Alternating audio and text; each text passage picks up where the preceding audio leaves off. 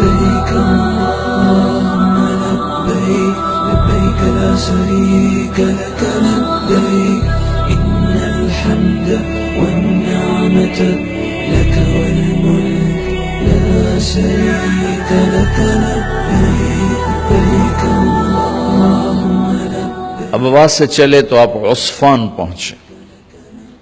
عصفان تھے تو آپ نے کہا ابو بکر یہ کون سی جگہ ہے؟ کہا جو عصفان. کہا میں دیکھ رہا ہوں ہود اور صالح علیہ السلام گزر رہے ہیں اس وادی سے لبیک کہتے ہوئے حج کو جا رہے ہیں. عصفان سے آپ مر الزہران پہنچے، پھر وہاں سے آپ صرف پہنچے. صرف میں حضرت عائشہ رضی اللہ عنہ خیمے میں رو رہی تھیں. آپ نے فرمایا کیا ہوا؟ لعلک نفستی، لگتا ہے تجھے عورتوں والا عذر پیش آ گیا. کیا؟ جی ہاں.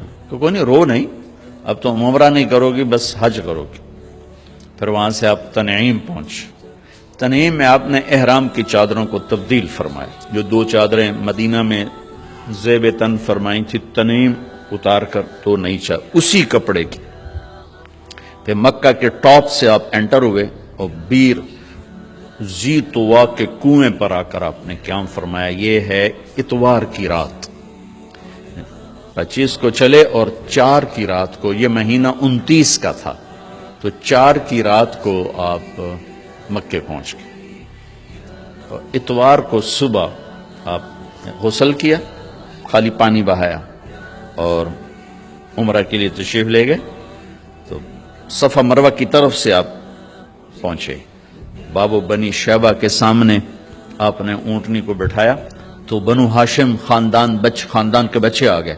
ان سب کو ملے، کئیوں کو اونٹنی پہ بٹھا لیا، کئیوں کو پیار کیا، گلے لگایا. پھر ان سب سے ہو کر باب و بنی شیبہ، یہ باب و بنی عبد مناف تھا، آپ کے خاندان کا دروازہ تھا، اس سے آپ انٹر ہوئے. اور جب آپ فارغ ہوئے تو باب و بنی مخزوم سے آپ باہر نکلے.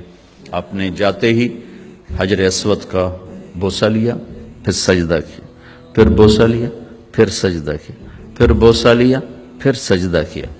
پھر آپ رونے لگے، بہت روئے. اس کے بعد آپ طواف شروع فرمایا. تیسرے یا چوتھے چکر میں آپ نے پانی بھی پیا اور حضرت عمر سے فرمایا کہ عمر حجر اسود کے بوسے پہ لڑائی نہ کرنا، جگہ ملے تو لے لینا، جھگڑا نہ کرنا. جیسے ہمارے نادانی میں لوگ وہاں عورتیں بھی ایسی حماقت کرتی ہیں کہ ایک سنت عمل کے لیے فرض چھوڑ دیتی کہ مرد عورت کا یوں آپس میں اختلاط، یہ اس سے بچنا فرض ہے، اور وہ ایک سنت کے لیے گھس رہی اور لڑائی جھگڑے فساد، قریب بھی نہیں جانا چاہیے. اللہ کے نبی نے استلام کیا. جب رش ہو گیا تو آپ کے پاس ایک لکڑی تھی، وہ دور سے یوں لکڑی کو لگا کر اور اس کا بوسہ لے لے. پہلا آپ نے بوسہ لیا، اس کے بعد رش ہو گیا تو پھر آپ نے ہر دفعہ بوسہ میں ایک دفعہ بوسہ لیا. اس کے بعد آپ کے پاس ایک لکڑی تھی، اس لکڑی کو آپ یوں چھوتے تھے وہ حجر اسود کو اور اس کا بوسہ لے لیتے تھے. بوسہ صرف ایک دفعہ.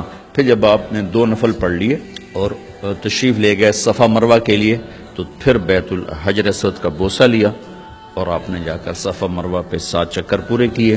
بعض روایت میں ہے کہ 3 چکر پیدل کیے، پھر مجمع زیادہ ہو گیا تو 4 اونٹنی پر بیٹھ کر گیا تاکہ لوگ دیکھ لیں. اس کے بعد آپ نے اعلان فرمایا کہ بھئی جن کے پاس قربانی کا جانور نہیں ہے وہ احرام کھول دو. تو صحابہ نے کہا یا رسول اللہ آپ کھولیں.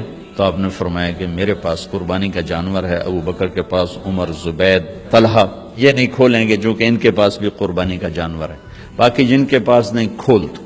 تو سب نے کھول دی اور حج افراد بھی تمتع بن گیا، حج قران بھی تمتع بن گیا. اب نہیں ہو سکتا، اب جو نیت کریں گے وہی کرنی پڑے گی، لیکن اللہ کے نبی کا خاص حکم تھا تو سب کا حج تمتع بن گیا. اتوار، پیر، منگل، بدھ 4 دن آپ وہاں ٹھہرے. ان 4 دنوں میں آپ بیت اللہ تشریف نہیں لائے، طواف بھی نہیں کیا. کسے نہیں کیا؟ کہ میرے آنے سے لوگوں کو تکلیف ہوگی، رش بڑھے گا. تو لوگوں کو تکلیف سے بچانے کے لیے نفل عبادت چھوڑنا میرے نبی کا طریقہ. ہم نفل پڑھنے کے لیے لوگوں کی جئی تئی پھیر کے رکھ دیتے. ایک کسی بزرگ سے کسی نے پوچھا کبھی آپ کی تہجد قضا ہوئی؟ کہنے لگے زندگی میں ایک دفعہ ہوئی. وہ کیسے ہو گئی؟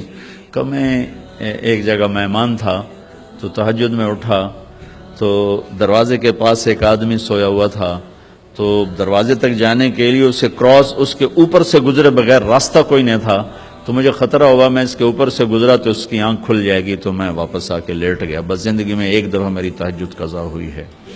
تو ہم لوگ نوافل کے لیے لوگوں کو اذیت میں ڈال دیتے، اور میرے نبی نے طواف جیسا عمل، طواف کے ہر قدم پہ 70,000 نیکی لکھی جاتی، طواف جیسا عمل نہیں کیا کہ میں جاؤں گا رش بڑھے گا لوگوں کو تکلیف ہوگی۔ صرف بدھ کو گئے، ظہر کی نماز پڑھی اور حج کا طریقہ بتایا۔ لك والملك لا شريك لك لبيك